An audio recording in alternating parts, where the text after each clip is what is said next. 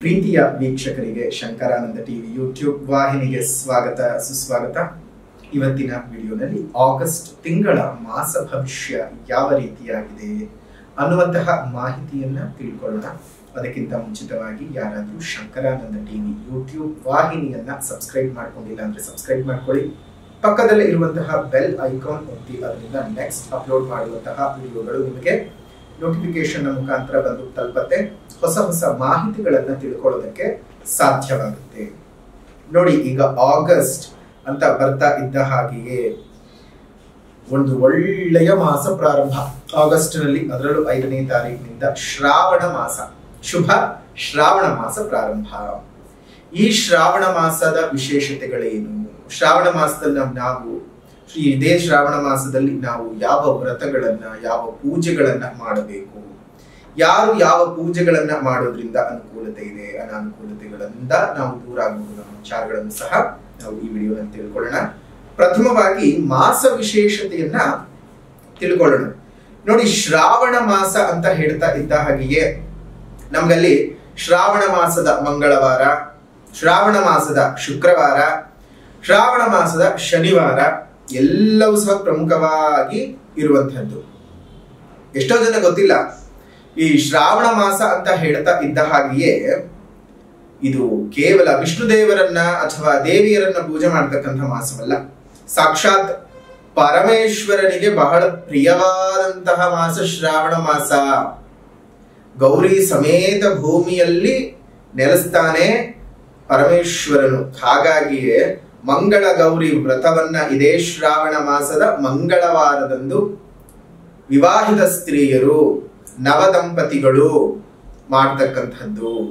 ತಮ್ಮ ಮಾಂಗಲ್ಯ ವೃದ್ಧಿಗಾಗಿ, ಮಾಂಗಲ್ಯ ಭಾಗ್ಯ ಚೆನ್ನಾಗಿ ಇರಲಿ, ಮನೆಯಲ್ಲಿ ಯಾವುದೇ ರೀತಿಯ ತೊಂದರೆ ತಾಪತ್ರೆಗಳು ಕಾಡದೇ ಇರಲಿ, ಗಂಡ ಹೆಂಡತಿಯ ಜೊತೆಗೆ ಅನ್ಯೋನ್ಯವಾದಂತಹ ಬಾಂಧವ್ಯ ಇರಲಿ, ಎಲ್ಲ ರೀತಿಯಾಗಿಯೂ ಕುಟುಂಬದಲ್ಲಿ ಸುಖ ಸೌಖ್ಯಗಳು ವೃದ್ಧಿಯಾಗಲಿ ಅಂತ ಹೇಳಿ ಈ ಒಂದು ಮಂಗಳ ಗೌರಿ ವ್ರತವನ್ನ ಮಾಡುವುದುಂಟು.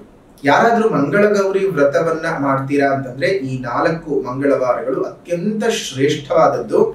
ಮೊದಲನೇದಾಗಿ ನೀವು ಮಾಡಬೇಕಾಗಿರ್ತಕ್ಕಂತಹ ಮಂಗಳ ಗೌರಿ ವ್ರತ ಅಂತ ಬಂದ ತಕ್ಷಣವೇ ಮೊದಲನೇದಾಗಿ 6ನೇ ತಾರೀಕು 8ನೇ ತಿಂಗಳು 2024 ಮಂಗಳವಾರದಂದು ನೀವು ಮಂಗಳ ಗೌರಿ ವ್ರತವನ್ನು, ಅದೇ ರೀತಿಯಾಗಿ 2ನೇದಾಗಿ 13ನೇ ತಾರೀಕು 8ನೇ ತಿಂಗಳು 2024 ಮಂಗಳ ಗೌರಿ ವ್ರತವನ್ನ ನೀವು ಮಾಡಬಹುದು. ಅದೇ ರೀತಿಯಾಗಿ ಮುಂದೆ 3ನೇದಾಗಿ ಅಂತ ಬಂದ ಸಂದರ್ಭದಲ್ಲಿ 20ನೇ ತಾರೀಕು 8ನೇ ತಿಂಗಳು 2024, ಇನ್ನು ಕೊನೆಯದಾಗಿ ನೀವು ಮಾಡಬಹುದಾಗಿರತಕ್ಕಂಥದ್ದು ಅಂತ ಬಂದ ಸಂದರ್ಭಕ್ಕೆ 27ನೇ ತಾರೀಕು 8ನೇ ತಿಂಗಳು 2024ರಂದು ಈ ಮಂಗಳ ಗೌರಿ ವ್ರತ. ಶ್ರಾವಣ ಮಾಸದ 4 ಮಂಗಳವಾರಗಳು. ನೋಡಿ, ಮೊದಲನೇದಾಗಿ ಇನ್ನೊಮ್ಮೆ ದಿನಾಂಕಗಳನ್ನ ನಾವು ಹೇಳ್ತೀವಿ, ಬರೆದಿಟ್ಕೊಳ್ಳಿ. ಮೊದಲನೇದಾಗಿ 6ನೇ ತಾರೀಕು, 2ನೇದಾಗಿ ನಿಮಗೆ ಬರ್ತಕ್ಕಂಥದ್ದು 13ನೇ ತಾರೀಕು, ಇನ್ನು ಮುಂದಿನದಾಗಿ 3ನೇದಾಗಿ ಬರುವಂತದ್ದು 20ನೇ ತಾರೀಕು, 27ನೇ ತಾರೀಕು. ಜೊತೆಗೆ ಕಷ್ಟಗಳನ್ನೇ ಮೈಗೂಡಿಸಿಕೊಂಡು ಕಷ್ಟಗಳಿಂದನೇ ಸಂತೋಷವನ್ನ ಅನುಭವಿಸಿ ಎಲ್ಲರ ಸಂಕಷ್ಟಗಳನ್ನ ಹರಣ ಮಾಡ್ತಕ್ಕಂತಹ, ಕಷ್ಟ ಕೋಟಲೆಗಳನ್ನ ನಮ್ಮ ಬದುಕಿನಿಂದ ದೂರ ಮಾಡ್ತಕ್ಕಂತಹ ಕೃಷ್ಣನ ಒಂದು ಹುಟ್ಟು ಆದಂತಹದ್ದು ಇದೇ ಶ್ರಾವಣ ಮಾಸದ ಅಷ್ಟಮಿ ತಿಥಿ. ಆ ಅಷ್ಟಮಿ ತಿಥಿ ಅಂತ ಬಂದ ಸಂದರ್ಭದಲ್ಲಿ ನೋಡಿ, ಕೃಷ್ಣ ಜನ್ಮಾಷ್ಟಮಿಯನ್ನ 26ನೇ ತಾರೀಕಿನಂದು ಮಾಡ್ತಕ್ಕಂತಹದ್ದು ಇದೆ. ಈ ಒಂದು ವಿಶೇಷವಾಗಿ ಮನ್ನಾರ ಕೃಷ್ಣ ಜಯಂತಿಯನ್ನ, ಕೃಷ್ಣಾಷ್ಟಮಿಯನ್ನ 26ನೇ ತಾರೀಕು ಮಾಡುವಂಥದ್ದು. ಇನ್ನು ಶ್ರಾವಣ ಮಾಸ ಅಂತ ಹೇಳ್ತಾ ಇದ್ದ ಶ್ರಾವಣ ಮಾಸದ ಮಂಗಳವಾರಗಳು ಮಂಗಳಗೌರಿ ಪೂಜೆ ಅಂತ ಹೇಗೆ ಮಾಡ್ತೀವೋ ಅದೇ ರೀತಿಯಾಗಿ ಮನೆಯಲ್ಲಿ ಅಷ್ಟಲಕ್ಷ್ಮಿಯರು ನೆಲೆಸಿರಬೇಕು, ಆರ್ಥಿಕವಾಗಿ ಸಫಲರಾಗಬೇಕು, ಲಕ್ಷ್ಮಿಯ ಮಹಾ ಸಾನ್ನಿಧ್ಯ ನಮ್ಮ ಮನೆಯಲ್ಲಿ ಯಾವಾಗ್ಲೂ ಇರಬೇಕು, ಲಕ್ಷ್ಮೀ ದೇವಿಗೆ ಯಾವುದೇ ರೀತಿಯ ಒಂದಿಷ್ಟು ತೊಂದರೆ ತಾಪತ್ರೆಗಳು ಆಗದ ಹಾಗೆ ನಮ್ಮ ಮನೆಯಲ್ಲಿ ಇಟ್ಟುಕೊಂಡು ಆ ಒಂದು ಸುಖವನ್ನ ನಾವು ಅನುಭವಿಸಬೇಕು. ಮನೆಯಲ್ಲಿ ಯಾವುದೇ ರೀತಿಯಾಗೂ ಆರ್ಥಿಕ ತೊಂದರೆಗಳು, ಆರ್ಥಿಕ ಬಾಧೆಗಳು ಬರಬಾರದು ಅಂತ ಹೇಳಿ ಇದೇ ಶ್ರಾವಣ ಮಾಸದ ಎಲ್ಲಾ ಶುಕ್ರವಾರಗಳಂದು ಮಹಾಲಕ್ಷ್ಮಿ ಪೂಜೆಯನ್ನ ಮಾಡ್ತಾರೆ. ಆಷಾಢ ಮಾಸದಲ್ಲಿ ಹೇಗೆ ಮಾಡ್ತಾರೋ ಶ್ರಾವಣ ಮಾಸದಲ್ಲಿ ಸಹ ಅದೇ ರೀತಿಯಾಗಿ ಮಾಡ್ತಾರೆ. ಇನ್ನು ಈ ಒಂದು ಮಾಸದಲ್ಲಿ ನಮಗೆ ಬರ್ತಕ್ಕಂಥದ್ದು ವರಮಹಾಲಕ್ಷ್ಮಿ ವ್ರತ. ಹುಣ್ಣಿಮೆಗೂ ಮುಂಚೆ ಬರ್ತಕ್ಕಂತಹ ಶುಕ್ರವಾರದಂದು ವರಮಹಾಲಕ್ಷ್ಮಿ ವ್ರತ 16ನೇ ತಾರೀಕು. ಈ 16ನೇ ತಾರೀಕು ಬರ್ತಕ್ಕಂತಹ ಈ ಒಂದು ವರಮಹಾಲಕ್ಷ್ಮಿ ವ್ರತವನ್ನು ಸಹ ತಾವೆಲ್ಲರೂ ಆಚರಣೆ ಮಾಡಬಹುದು. ಆಚರಣೆಯನ್ನ ಮಾಡಿ ಮಹಾಲಕ್ಷ್ಮಿ ಅಮ್ಮನವರ ಕೃಪೆಗೆ ಪಾತ್ರರಾಗಬಹುದು. ಆದ್ರೆ ಎಲ್ಲರೂ ಈ ಒಂದು ತಪ್ಪೇನ್ ಮಾಡ್ಕೊಳ್ತಿದ್ದೀರಿ ಅಂದ್ರೆ, ನೀವು ವರಮಹಾಲಕ್ಷ್ಮಿ ಹಬ್ಬ ಅಂತ ಹೇಳಿ ಆಚರಣೆ ಮಾಡ್ತಾ ಇದ್ದೀರಾ. ಆದ್ರೆ ಅದು ಹಬ್ಬವಲ್ಲ, ವ್ರತಾಚರಣೆಯ ನಿಯಮಗಳೇ ಬೇರೆ ಇದ್ದಾವೆ. ಆ ನಿಯಮವನ್ನ ನೀವೆಲ್ಲರೂ ಸಹ ಫಾಲೋ ಮಾಡಬೇಕು. ಲಕ್ಷ್ಮಿ ಪೂಜೆ ಯಾವಾಗ್ಲೂ ಸಂಧ್ಯಾಕಾಲದಲ್ಲೇ ಆಗಬೇಕು. ಈಗ ಏನ್ ಮಾಡ್ತಾರೆ, ಬೆಳಗ್ಗಿನ ಜಾವ ಮಾಡೋದು, ಮಟ್ ಮಧ್ಯಾಹ್ನ ಮಾಡೋದು, ಇಷ್ಟ ಬಂದ ಸಮಯಕ್ಕೆ ಮಾಡೋದು, ಹೀಗೆ ಒಂದಲ್ಲ ಎರಡಲ್ಲ ಅವ್ರಿಗೆ ಇಷ್ಟ ಬಂದ ಹಾಗೆ ಮಾಡ್ಕೊಳ್ತಿದ್ದಾರೆ. ಏನೇನೋ ತರಾವರಿ ಗೊಂಬೆಗಳನ್ನೆಲ್ಲ ಅದೇನೋ ದಾರ ಎಲ್ಲ ಕಟ್ಕೊಂಡು ತುಂಬಾನೇ ಅದೆಲ್ಲ ದೈವತ್ವಕ್ಕೆ ನಿಮಗೆ ಅಲಂಕಾರವೇ ಬೇರೆ, ದೈವತ್ವವೇ ಬೇರೆ. ಕೃಷ್ಣ ಸಂತೃಪ್ತನಾಗಿದ್ದು ಕೆಜಿ ಚಿನ್ನಾಭರಣಗಳನ್ನ ತಗೊಂಡು ಬಂದು ತಕ್ಕಡಿಯ ಇನ್ನೊಂದು ಬದಿನಲ್ಲಿ ಇಟ್ಟಾಗ್ಲೆಲ್ಲ ಮನಸ್ತುಂಬಿ ಒಂದು ದಳ ತುಳಸಿ ದಳವನ್ನ ಇಟ್ಟಾಗ ಆಗ್ಲೇ ಕೃಷ್ಣ ತನ್ನ ತೂಕವನ್ನು ಕಡಿಮೆ ಮಾಡಿಕೊಂಡಿದ್ದು. ಭಗವಂತ ನಿಮ್ಮ ಆಡಂಬರವನ್ನ ಮೆಚ್ಚಲ್ಲ. ಭಗವಂತ ನಿಮ್ಮನ್ನ ನೀವ್ ಏನೇನು ಚಿನ್ನಾಭರಣಗಳನ್ನ ಇಟ್ಕೊಂಡಿದ್ದೀರಿ ಅದನ್ನ ಎಷ್ಟು ಭಕ್ತಿಯಿಂದ ಪೂಜೆ ಮಾಡ್ತಾ ಇದ್ದೀರಿ. ಪಕ್ಕದ ಮನೇಲಿ ಮಾಡ್ತಿದ್ದಾರೆ, ನಾವು ಮಾಡ್ತೀವಿ, ಅದಲ್ಲ. ಅವ್ರು ಎಷ್ಟು ಜೋರಾಗಿ ಮಾಡಿದ್ದಾರೆ, ನೀವೆಷ್ಟು ಕಡಿಮೆ ಮಾಡಿದ್ದೀರಿ ಅನ್ನೋ ವಿಚಾರವಲ್ಲ. ಎಷ್ಟು ಭಕ್ತಿಯಿಂದ ಮಾಡಿದ್ದೀರಿ, ಎಷ್ಟು ಶ್ರದ್ಧೆಯಿಂದ, ಎಷ್ಟು ನಿಯಮವಾಗಿ ಮಾಡಿದ್ದೀರಾ, ಅದು ತುಂಬಾನೇ ಮುಖ್ಯವಾಗತ್ತೆ. ಇದೇ ಒಂದು ಮಹಾಲಕ್ಷ್ಮಿ ವ್ರತವನ್ನ ನೀವು 16ನೇ ತಾರೀಕಿನಂದು ನೀವು ಮಾಡ್ಕೊಳ್ಳಿ. ಬಹಳ ಅನುಕೂಲತೆಗಳನ್ನ ನೀವು ಸೃಷ್ಟಿ ಮಾಡ್ಕೊಳ್ಬಹುದು. ಕೆಲವೊಬ್ರು ಏನ್ ಮಾಡ್ತಾರೆ, 16, 7 ಕೇತು ಸಂಖ್ಯೆ, ಅವತ್ ಮಾಡಬಾರ್ದು, ಇವತ್ ಮಾಡಬಾರ್ದು, ಸಂಖ್ಯೆದು ಮತ್ತೊಂದು ಮಗು ಏನೇನೋ ಹೇಳ್ತಾರೆ. ನೋಡಿ, ಪೂರ್ವಿಕರು ಏನ್ ಹೇಳಿದ್ದಾರೋ ಅದನ್ನ ಅದೇ ರೀತಿಯಾಗಿ ಫಾಲೋ ಮಾಡಬೇಕು. ಹುಣ್ಣಿಮೆಗೂ ಹಿಂದೆ ಬರುವಂತಹ ಶುಕ್ರವಾರದ ದಿವಸವೇ ಮಾಡಬೇಕು. ಕಾರಣ ಶುಕ್ರಗ್ರಹದ ತತ್ವ, ಶುಕ್ರಗ್ರಹದ ಕಿರಣಗಳು ನೇರವಾಗಿ ಭೂಮಿಯನ್ನ ಬಹು ಸಮೀಪಿಸ್ತಾ ಇರುತ್ತೆ. ಹಾಗಾಗಿ ಅವತ್ತು ನೀವು ಮಾಡೋದ್ರಿಂದ ತುಂಬಾ ಒಳ್ಳೆಯ ಫಲಗಳನ್ನ ನೀವು ಅನುಭವಿಸಬಹುದು. ಹಾಗಾಗಿ 16ನೇ ತಾರೀಕಿನಂದು ನೀವು ವರಮಹಾಲಕ್ಷ್ಮಿ ವ್ರತವನ್ನ ಮಾಡಿಕೊಳ್ಳೋದು ಮರಿಬಾರದು. ಇನ್ನು ಶನಿವಾರಗಳು, ಶ್ರಾವಣ ಶನಿವಾರ ಅಂತ ಹೇಳ್ತಾ ಇದ್ದಾಗ ಎಲ್ಲ ತಿಮ್ಮಪ್ಪನ ದೇವಸ್ಥಾನಗಳು ಪೂರ್ತಿ ಆಗೋಗ್ಬಿಟ್ಟಿರುತ್ತೆ. ಗಲ್ಲಿನಲ್ಲಿರುವಂತಹ ತಿಮ್ಮಪ್ಪನ ಗುಡಿನೂ ಸಹ ಬಿಡಲ್ಲ, ಎಲ್ಲ ಕಡೆ ಹೋಗಿ ಬರ್ತಿರ್ತೀರಿ. ನೋಡಿ, ಇಷ್ಟು ಮಾತ್ರ ಅಲ್ಲ, ಕೇವಲ ವಿಷ್ಣು ದೇವರನ್ನ ಪೂಜೆ ಮಾಡೋದು ಮಾತ್ರ ಅಲ್ಲ, ಇದೇ ಮಾಸದಲ್ಲಿ ನೀವು ಮಾಡಬೇಕಾಗಿರ್ತಕ್ಕಂತಹದ್ದು ಈಶ್ವರನ ಪೂಜೆಯೂ ಹೌದು. ಎಷ್ಟೊಂದು ಜನ ಅದನ್ನೇ ಮರ್ತು ಹೋಗ್ತಾರೆ. ಈಶ್ವರನಿಗೆ ಸಂಪೂರ್ಣವಾಗಿ ತುಂಬಾ ಪ್ರಿಯಕರವಾದಂತಹ ಮಾಸ ಯಾವ್ದಪ್ಪ ಅಂತ ಹೇಳಿದ್ರೆ ಶ್ರಾವಣ ಮಾಸ, ಕಾರ್ತೀಕ ಮಾಸ. ಆ ಎರಡೂ ಮಾಸಗಳು ಅವನಿಗೆ ಬಹಳ ಪ್ರೀತವಾಗಿರ್ತಕ್ಕಂಥದ್ದು. ಆದ್ರೆ ಎಲ್ಲರೂ ಕಾರ್ತೀಕ ಮಾಸಕ್ಕೆ ಮಾತ್ರ ಹೋಗ್ತಾರೆ. ಅಯ್ಯೋ, ಈಶ್ವರ ಬರೀ ಕಾರ್ತೀಕಕ್ಕೆ ಮಾತ್ರ ಸೀಮಿತ ಅಲ್ಲಲ್ಲ. ಆ ಗೌರಿ ಸಮೇತ ಭೂಮಿಯಲ್ಲಿ ನೆಲೆಸ್ತಕ್ಕಂಥದ್ದು ಈ ಮಾಸ ಪೂರ್ತ ನೆಲೆಸಿರ್ತಾನೆ. ಈಶ್ವರನನ್ನ, ಪರಮೇಶ್ವರನ ಒಲಿಸ್ಕೊಳ್ಳೋಕೆ ಇದು ತುಂಬಾ ಸಕಾಲ. ಲಕ್ಷ್ಮೀ ದೇವಿಯನ್ನು ಸಹ ನೀವು ಒಲಿಸ್ಕೊಳ್ಬಹುದು, ಗೌರಿಯನ್ನು ಒಲಿಸ್ಕೊಳ್ಬಹುದು. ಎಷ್ಟು ಶುಭಕರವಾಗಿರ್ತಕ್ಕಂಥ ಮಾಸ ಅಲ್ವಾ? ಅದೇ ರೀತಿಯಾಗಿ ಶ್ರಾವಣ ಮಾಸ ನಮಗೆ ಶುರುವಾಗ್ತಕ್ಕಂತಹದ್ದೇ ಈ ಒಂದು ಜ್ಯೋತಿರ್ಭೀಮೇಶ್ವರ ವ್ರತದಿಂದ. ನೋಡಿ, ಅಲ್ಲಿಂದ ಪೂಜೆ ಪುನಸ್ಕಾರಗಳು ತುಂಬಾ ಪ್ರಾರಂಭ, ವ್ರತಾದಿಗಳು ಪ್ರಾರಂಭ. ನಮ್ಗೆ ನೋಡಿ, ಶ್ರಾವಣ ಮಾಸ ಎಷ್ಟು ಚೆನ್ನಾಗಿ ಒಂದಾದ ಮೇಲೆ ಒಂದು ಪಾಠಗಳನ್ನ ಹೇಳ್ಕೊಡ್ತಾ ಬರುತ್ತೆ ಅಂತಂದ್ರೆ, ಮೊದಲನೆಯದ್ದಾಗಿ ವಿವಾಹಕ್ಕೆ ಸಂಬಂಧಪಟ್ಟಂತಹ ತೊಂದರೆಗಳೇನಾದ್ರೂ ಇದ್ರೆ ಈ ಜ್ಯೋತಿರ್ಭೀಮೇಶ್ವರ ವ್ರತದಿಂದ ನಿವಾರಣೆ ಮಾಡಿಕೊಳ್ಳಬಹುದು. ಅದೇ ರೀತಿಯಾಗಿ ಗಂಡ ಹೆಂಡತಿ ಸಮಸ್ಯೆಗಳಿದ್ರೆ ಮಂಗಳಗೌರಿ ವ್ರತದಿಂದ ನಿವಾರಣೆ ಮಾಡಿಕೊಳ್ಳಬಹುದು. ಹಣಕಾಸಿನ ಸಮಸ್ಯೆ ಇದ್ರೆ ವರಮಹಾಲಕ್ಷ್ಮಿಯ ಪೂಜೆಯಿಂದ ನಿವಾರಣೆ ಮಾಡಿಕೊಳ್ಳಬಹುದು.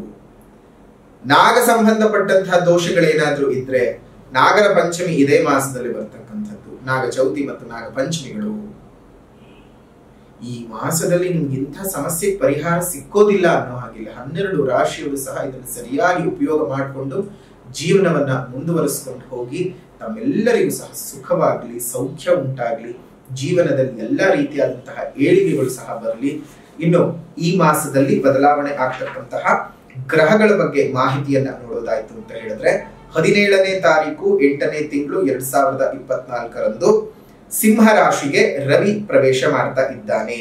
ಇನ್ನು 22ನೇ ತಾರೀಕು 8ನೇ ತಿಂಗಳು 2024 ವಕ್ರೀಗತನಾದಂತಹ ಬುಧನು ಕರ್ಕಾಟಕ ರಾಶಿಗೆ ಪ್ರವೇಶ ಮಾಡ್ತಾ ಇದ್ದಾನೆ. ಇನ್ನು 24ನೇ ತಾರೀಕು 8ನೇ ತಿಂಗಳು 2024 ಶುಕ್ರನು ಕನ್ಯಾ ರಾಶಿಗೆ ಪ್ರವೇಶ ಮಾಡ್ತಾ ಇದ್ದಾನೆ. ಇನ್ನು 26ನೇ ತಾರೀಕು 8ನೇ ತಿಂಗಳು 2024 ಮಿಥುನ ರಾಶಿಗೆ ಕುಜ ಪ್ರವೇಶ ಮಾಡ್ತಾ ಇದ್ದಾನೆ. ಇದಿಷ್ಟು ಈ ತಿಂಗಳ ಗ್ರಹಗಳ ಬದಲಾವಣೆಗಳು. ಈ ಗ್ರಹಗಳ ಬದಲಾವಣೆಯ ಆಧಾರದಲ್ಲಿ ಮಾಸ ಭವಿಷ್ಯ ಯಾವ ರೀತಿಯಾಗಿದೆ ಅನ್ನುವಂಥ ವಿಚಾರವನ್ನ ಈಗ ತಿಳಿದುಕೊಳ್ಳೋಣ. ಸಿಂಹ ರಾಶಿಯವರಿಗೆ ಆಗಸ್ಟ್ ತಿಂಗಳಲ್ಲಿ ಯಾವ ರೀತಿಯಾದಂತಹ ಫಲಾನುಫಲಗಳನ್ನ ಕೊಡುತ್ತೆ ಅನ್ನೋದನ್ನ ಗಮನಿಸೋಣ. ಯಾಕೋ ಸಿಂಹರಾಶಿಯವರಿಗೆ ಆಗಸ್ಟಿನ ತಿಂಗಳು ಅಷ್ಟೊಂದು ಚೆನ್ನಾಗಿ ಕೈ ಹಿಡಿಯುವ ಮಟ್ಟಕ್ಕೆ ಕಾಣೆ.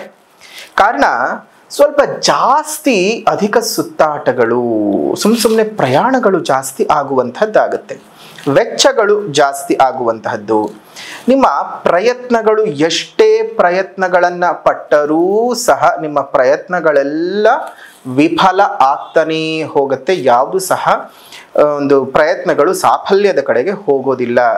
ಕೆಲಸ ಕಾರ್ಯಗಳಲ್ಲಿ ತುಂಬಾ ಹಿನ್ನಡೆಯನ್ನ ನೋಡ್ತೀರಿ. ದೈಹಿಕವಾಗಿ ಅನಾರೋಗ್ಯಗಳು ಕಾಡ್ತಕ್ಕಂತಹ ತಿಂಗಳಾಗಿರುತ್ತೆ ಸಿಂಹರಾಶಿಯವರಿಗೆ. ಈ ಒಂದು ತಿಂಗಳು ಚೆನ್ನಾಗಿಲ್ಲ. ಮಾನಸಿಕವಾಗಿ ನಿಮಗೆ ನೆಮ್ಮದಿ ಇಲ್ಲದೆ ಇರತಕ್ಕಂತಹ ತಿಂಗಳನ್ನ ಈ ತಿಂಗಳು ನೀವು ನೋಡ್ತೀರಿ.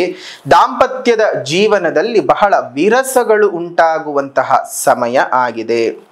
ಈ ಆಸ್ತಿ ವಿಚಾರಗಳಲ್ಲಿ ಒಂದಷ್ಟು ತಂಟೆ ತಗಾದೆ ತಕರಾರುಗಳು ಬರ್ತಕ್ಕಂತಹ ಸಾಧ್ಯತೆಗಳು ಸಿಂಹರಾಶಿಯಲ್ಲಿ ಹುಟ್ಟಿರ್ತಕ್ಕಂಥವ್ರಿಗೆ ಈ ಒಂದು ತಿಂಗಳಿನಲ್ಲಿ ಇರತಕ್ಕಂಥದ್ದು. ಹಣದ ವಿಚಾರಗಳು ಕುಟುಂಬದವರೊಂದಿಗೂ ಒಂದಿಷ್ಟು ವಿರಸವನ್ನ ತಂದು ಹಾಕತ್ತೆ. ಕುಟುಂಬದವರು ಅಂತ ಹೇಳಿದ್ರೆ ಕೇವಲ ನಿಮ್ಮ ಮನೆ ಒಳಗಡೆ ಇರತಕ್ಕಂಥವ್ರಂತಲ್ಲ, ನಿಮ್ಮ ದಾಯಾದಿಗಳು ಒಡದವರು, ಆ ರೀತಿಯಾಗಿಲ್ಲವೂ ಸಹ ತೊಂದರೆ ತಾಪತ್ರಗಳು ನಿಮಗೆ ಈ ಒಂದು ತಿಂಗಳಲ್ಲಿ ಬರುತ್ತೆ. ಕ್ರೀಡೆ ಕ್ಷೇತ್ರಕ್ಕೆ ಸಂಬಂಧಿಸಿದಂಥವರಿಗೆ, ಸೈನಿಕರಿಗೆ, ಸಾಹಸ ಕೆಲಸವನ್ನು ಮಾಡ್ತಕ್ಕಂಥವ್ರಿಗೆ, ಸಮಾಜ ಸುಧಾರಕರುಗಳಿಗೆ ಸುಮ್ಮನೆ ಅಪನಿಂದನೆಗಳು ಬರ್ತಕ್ಕಂಥದ್ದು. ಇದು ನೋಡಿ, ಕ್ರೀಡಾಪಟುಗಳಿಗೆ ದಿಢೀರಂತ ನಿಮ್ಮ ಮೇಲೆ ಅಪವಾದಗಳು, ನೀವೇನೋ ಮಾಡಿಬಿಟ್ಟಿದ್ದೀರಿ, ನೀವು ಮಾಡಿದ್ದೀರೋ ಇಲ್ವೋ ಅದು ಎರಡನೇ ವಿಚಾರವಾಗಿರ್ತದೆ. ಬಟ್ ಆದರೆ ಅಪರಾಧ ಮಾಡಿದ್ದೀರಿ ಅನ್ನುವಂತಹ ಆರೋಪಗಳು ನಿಮ್ಮ ತಲೆಯ ಮೇಲೆ ಬರತಕ್ಕಂತಹ ಸಾಧ್ಯತೆಗಳು ಜಾಸ್ತಿ ಇದ್ದಾವೆ. ತೀರ್ಥಕ್ಷೇತ್ರಗಳನ್ನ ಭೇಟಿ ಮಾಡ್ತಕ್ಕಂತಹ ಒಂದು ಸುಯೋಗವೂ ಸಹ ನಿಮಗೆ ಈ ಒಂದು ತಿಂಗಳಿನಲ್ಲಿ ಇರುವಂಥದ್ದು. ಇದು ಒಂದೇ ನೋಡಿ ನಿಮಗೆ ಸ್ವಲ್ಪ ಚೆನ್ನಾಗಿರ್ತಕ್ಕಂಥದ್ದು ಅಂದರೆ ಆದಾಯ ಕಡಿಮೆ ಆಗ್ತಕ್ಕಂತಹ ಸಂಭವಗಳು ಜಾಸ್ತಿ ಇದ್ದಾವೆ. ಕಷ್ಟ ನಷ್ಟಗಳೇ ಸಿಂಹರಾಶಿಯವರಿಗೆ ತುಂಬ ಇದೆ. ನೋಡಿ, ನಾನು ಯಾವಾಗಲೂ ಹೇಳ್ತಾ ಇರ್ತೀನಿ, ಈ ಹೆಲ್ಪಿಂಗ್ ನೇಚರ್ ಯಾವ್ಯಾವ ರಾಶಿಯವರಿಗೆ ಇರುತ್ತಲ್ಲ ಅವ್ರ ಹಣೆ ಬರಹನೇ ಕಷ್ಟ. ಮೊದಲನೇದಾಗಿ ಕರ್ಕಾಟಕ ರಾಶಿ, ಸಿಂಹರಾಶಿ, ಕನ್ಯಾ ರಾಶಿ, ಧನಸ್ಸು ರಾಶಿ, ಮೀನರಾಶಿ, ಇವರಿದ್ದಾರಲ್ಲ ಹೆಲ್ಪ್ ಮಾಡೋದ್ರಲ್ಲಿ ಎತ್ತಿದ್ದ ಕೈಗಳು. ಕಷ್ಟ ಅಂತ ಅವ್ರು ಹೇಳ್ಕೊಳ್ಳೋಕೆ ಮುಂಚೆನೆ ಇವ್ರುಗಳು ಹೋಗಿ ಸಹಾಯ ಮಾಡಿರ್ತಾರೆ, ಸಹಕಾರ ಕೊಟ್ಟಿರ್ತಾರೆ. ಆದರೆ ಅವರಿಗೆ ಕಷ್ಟ ಅಂದರೆ ಯಾರು ಬರಲ್ಲ. ನೋಡಿ, ಸಿಂಹರಾಶಿಯವರು ಎಷ್ಟು ಹಿಂಸೆಯನ್ನು ಅವ್ರ ಮನಸ್ಸಿನಲ್ಲಿ ಇಟ್ಕೊಂಡು ಯಾತನೆಯನ್ನು ಪಡ್ತಿರ್ತಾರೆ. ಆದರೆ ಹೊರಗಡೆ ನಗ್ನಗ್ತಾ ಪ್ರತಿಯೊಬ್ಬರ ಕಷ್ಟಗಳಿಗೆ ಸ್ಪಂದಿಸ್ತಾ ಇರ್ತಾರೆ. ಕೊಡುಗೈ ಯಾವಾಗಲೂ ಅಷ್ಟೇ ಹೀಗೆ ಹೀಗಿಟ್ಕೊಂಡೇ ಇರ್ತಾರೆ ಹೊರತು ಹೀಗಂದದ್ದಲ್ಲ ಸಿಂಹರಾಶಿಯವ್ರ ಕೈ. ಅಷ್ಟೊಂದು ಸಿಂಹರಾಶಿಯವ್ರದಂತೂ ಅಷ್ಟೊಂದು. ಆದರೆ ಅವರನ್ನು ಸರಿಯಾಗಿ ಗಮನಿಸ್ಕೊಳ್ಳೋರು ಯಾರು ಇರಲ್ಲ. ಕೊಬ್ಬು, ದುರಹಂಕಾರ, ಅವ್ರಿಗೆ ಹಾಗೆ ಹೀಗೆ ಅಂತ ಹೇಳುವಂಥವ್ರು ಜಾಸ್ತಿ ಜನ. ಆದರೆ ಸಹಾಯ ಬೇಕಂದಾಗ ಅವ್ರು ಕೈ ಕಾಲು ಹಿಡ್ಕೊಂತಾರೆ.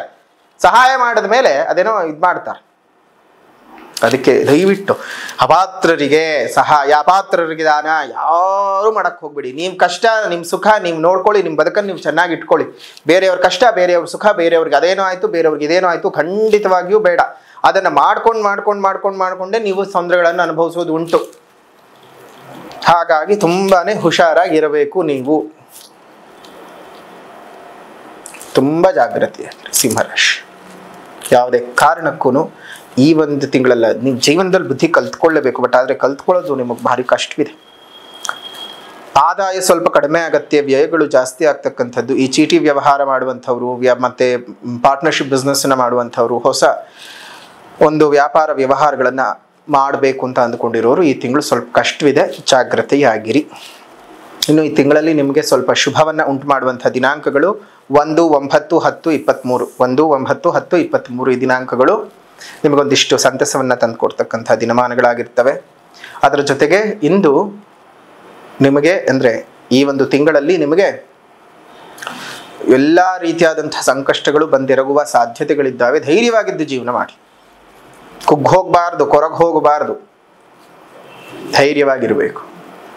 ಈ ಒಂದು ತಿಂಗಳು ನೀವು ಮಾಡ್ಕೊಳ್ಬೇಕಾಗಿರ್ತಕ್ಕಂತಹ ಪರಿಹಾರನಾದರೂ ಏನಪ್ಪ ಅಂತ ಹೇಳಿದ್ರೆ, ಮೊದಲನೇದಾಗಿ ಸಾಮಾಜಿಕ ಪರಿಹಾರ. ಸಾಧ್ಯವಾದ ಕಡೆ ಗಿಡಗಳನ್ನು ನೆಟ್ಟು ಪೋಷಣೆ ಮಾಡಿ, ಮರಗಳನ್ನು ಕಾಪಾಡಿ, ನಿಮ್ಮ ಮನೆ ಮುಂದೆ ಮತ್ತು ಮೇಲ್ಭಾಗದಲ್ಲಿ ಸಣ್ಣ ಸಣ್ಣ ಕುಂಡಗಳಲ್ಲಿ ನೀರನ್ನು ಇಡ್ತಾ ಬನ್ನಿ. ಅದರಿಂದ ಅದೆಷ್ಟೋ ಒಂದು ಪ್ರಾಣಿಗಳಿಗೆ, ಪಕ್ಷಿಗಳಿಗೆ, ಪಶುಗಳಿಗೆ ಆಧಾರವಾಗುತ್ತೆ. ಪಕ್ಷಿಗಳನ್ನು ಪ್ರಾಣಿಗಳನ್ನು ಕಾಪಾಡಿದ್ದಕ್ಕೆ ಪಶುಪತಿನಾಥನ ನಿಮ್ಮನ್ನು ಹರಸಿ ಹಾರೈಸಿ ನಿಮ್ಮ ಜೀವನವನ್ನು ತುಂಬ ಚೆನ್ನಾಗಿರುವ ಹಾಗೆ ನೋಡ್ಕೊಳ್ತಾರೆ. ಇನ್ನು ಆಧ್ಯಾತ್ಮಿಕವಾದ ಪರಿಹಾರ ಅಂತಂದರೆ ವಿಶ್ವನಾಥಾಷ್ಟಕಂ ಸ್ತೋತ್ರದ ಪಠಣವನ್ನು ಮಾಡಿ. ಆ ಕಾಶಿಯ ವಿಶ್ವನಾಥನು ನಿಮ್ಮೆಲ್ಲರ ಸಂಕಷ್ಟಗಳನ್ನು ತೊಳೆದು ಕಾಪಾಡಿ ನಿಮ್ಮ ಜೀವನವನ್ನು ಪರಿಶುದ್ಧವಾಗಿ ಇಟ್ಕೊಳ್ಳೋದಕ್ಕೆ ಸಹಾಯ ಮಾಡ್ತಾರೆ ಅಂತ ಹೇಳ್ತಾ, ಆಗಸ್ಟ್ ತಿಂಗಳ ಸಿಂಹರಾಶಿ ಭವಿಷ್ಯವನ್ನು ಇಲ್ಲಿಗೆ ಮುಕ್ತಾಯ ಮಾಡೋಣ. ವಿಡಿಯೋ ಇಷ್ಟ ಆಗಿದ್ರೆ ಲೈಕ್ ಮಾಡಿ, ಶೇರ್ ಮಾಡಿ, ಕಮೆಂಟ್ ಮಾಡಿ. ಪುನಃ ಮತ್ತೊಂದು ವಿಡಿಯೋನಲ್ಲಿ ಭೇಟಿ ಮಾಡ್ತೇನೆ. ಅಲ್ಲಿವರೆಗೂ ನಮಸ್ಕಾರ. ಲೋಕಾ ಸಮಸ್ತ ಸುಖಿನೋ ಭವಂತು, ಸಕಲ ಸನ್ಮಂಗಳಾನಿ ಭವಂತು, ಸರ್ವೇ ಜನಾಃ ಸುಖಿನೋ ಭವಂತು, ಸಮಸ್ತ ಸನ್ಮಂಗಳಾನಿ ಭವಂತು.